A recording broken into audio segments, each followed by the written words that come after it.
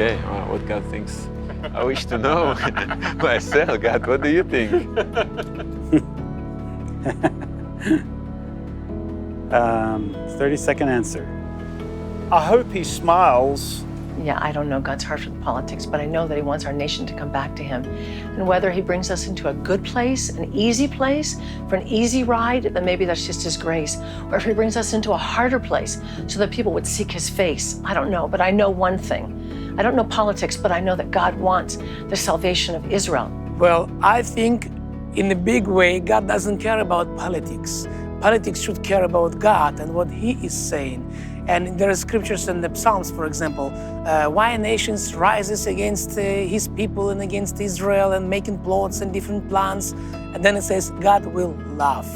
So that's what God is doing many times. He just laughs. When we see people make foolish decisions, he just smiles because he is going to do his will if we agree or not, if our politics and politicians agree or not. God have promises over Israel and he's going to fulfill it if we want it or not.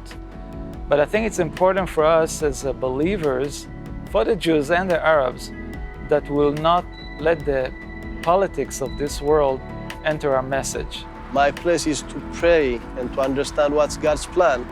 It's not easy, but my part is just to pray.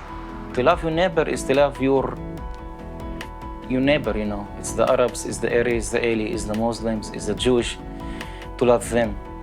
Because a lot of times politics is not God's heart, especially when there is a lot of interest. Then I believe that God is seeking people who their plan and their hope is to speak about love. I think at times he must nearly despair because with the politics and the level of competition here and the level of compromise, I think it must be at the very least exasperating for him to see such animosity and hostility between parties. I believe God really wants every government to be a God-fearing government, regardless of the nation, regardless of the location. Yet God knows that we as people, as a nation here in Israel and anywhere else in the world, we have a sinful nature, and that nature is the one rejecting God and his word and his moral. So God is working with who is willing to work with him, and he's using, you can see it throughout the Bible, Old and New Testament, he's using political systems, corrupt, violent, to bring about his will. I'm not saying that the land of Israel or the governments of Israel are violent. I'm just saying that God is using people who are not necessarily individual followers of him to bring about his will and purposes. And the purpose is people coming to know the God of Israel in a personal, loving way.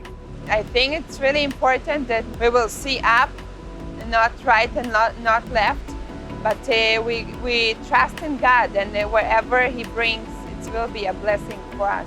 The Bible said, the hearts of the kings is in his hands. He moves it toward where he wants, and God knows what he's doing. God is the one that is in control of everything, so we've just put all the politics in his hand. And what we've been crying out for, especially in our congregation, is that God would put the right person to lead Israel in these times. I think God is confused in one way about how he created a people group, peoples who could get things so mixed up and so wrong. But God is also patient, and God will accomplish what he plans, no matter how stubborn and strong we are in the things that we want to do. I will encourage everyone to take 5 minutes of your day, or maybe 1 minute, just to pray for the leaders of both governments, Israel and the Palestinian Authority, because that's what will bring reconciliation. And finding peace without the Prince of Peace, that's a big lie. We need the Prince of Peace.